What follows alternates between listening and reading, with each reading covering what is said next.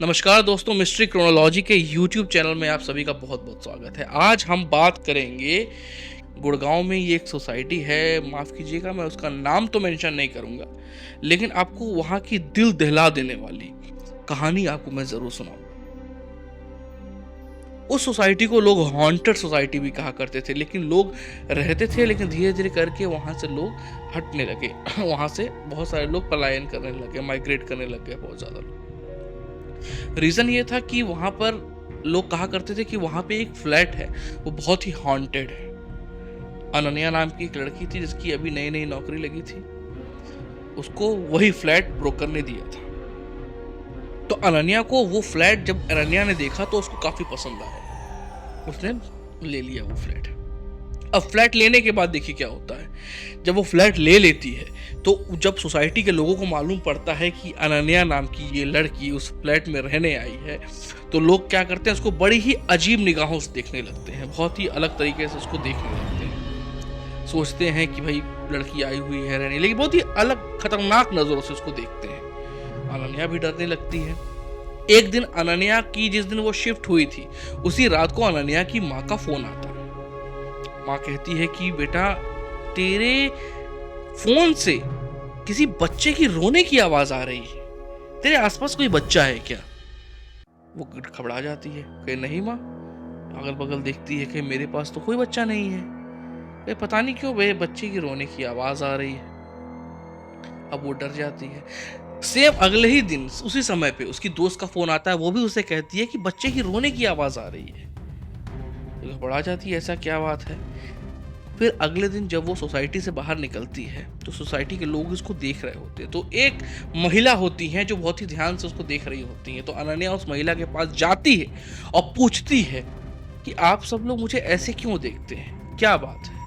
तब वो महिला बताती है कि तुम जिस फ्लैट में रह रही हो उस फ्लैट की कहानी तुम्हें नहीं पता। इस फ्लैट में एक बूढ़ी औरत रहा करती थी। कहते हैं कि वो जादू टोना बहुत अच्छे से जानती थी, काले जादू पे बहुत भरोसा करती थी और काला जादू उसको बहुत अच्छे से आता था। उससे वो हर उसकी नज़र जिस पे भी पड़ जाती थी। अगर वो किसी की नई कार देख ले तो उस पे नज़र पड़ जाती थी उसकी, अगले दिन उस कार का एक्सीडेंट। किसी की नौकरी में तरक्की वो देख लेती थी, अगले दिन वो इंसान ऐसा बीमार कि नौकरी छोड़नी पड़ती थी। तरह तरह की दिक्कतें आने लगती थी जिसको भी वो देख लेती थी।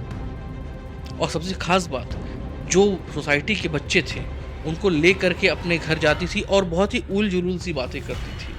कई बार तो ऐसा हुआ कि लोग उसके जबरदस्ती उसके घर में गए तो बहुत सारे बच्चे ऐसे सोए हुए थे जैसे कि कोई नींद की गोली या उन्हें ड्रग्स दे दी गई हो, किसी तरह की मेडिसिन उन्हें दे दी गई हो।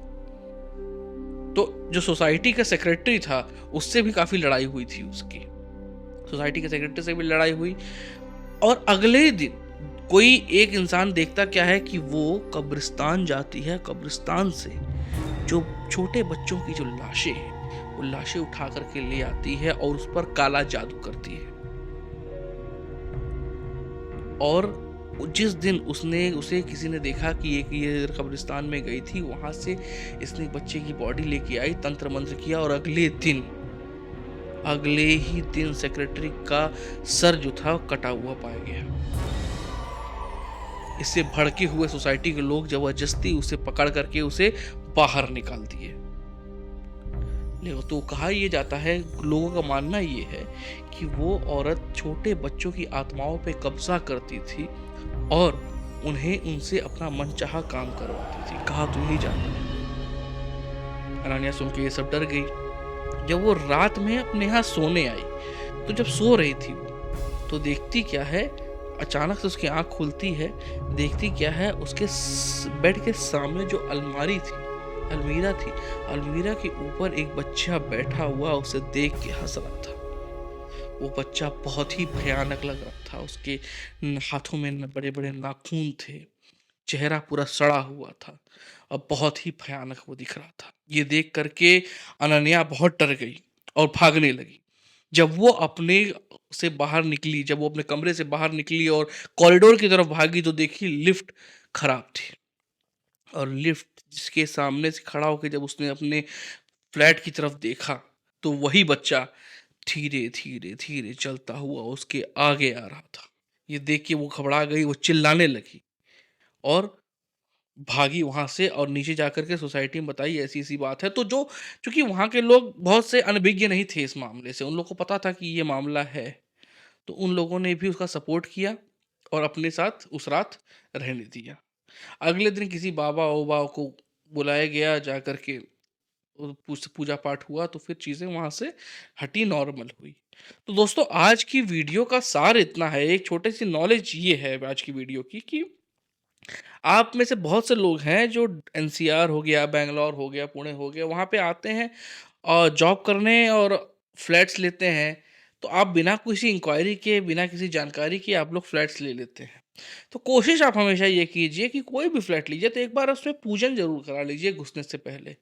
माना कि वो आपका अपना घर नहीं है, लेकिन एक पूजन करा करके, एक ईश्वर की पूजा करके उसमें एंटर करना, ये बड़ा ही अच्छा होता है, जिससे कि कोई भी नकारात्मक ऊर्जा अगर उधर होती है, तो उस ऊर्जा का असर खत्म हो जाता है। तो ऐसे और वीडियोज़ के लिए देखते रहिए मिस्ट्री क्रोनोलॉजी। हमारे चैनल को सब्सक्राइब ज़रूर कीजिएगा और आपके जो दोस्त या जो भी आपके लोग हैं जिनको हॉरर से रिलेटेड स्टोरी से उनको पसंद है, तो ये चैनल को शेयर ज़रूर कीजिएगा और इस चैनल को सब्सक्राइब ज़रूर कीजिएगा। मिलते हैं अगली वीडियो में, देखते रहिए मिस्ट्री क्रोनोलॉजी।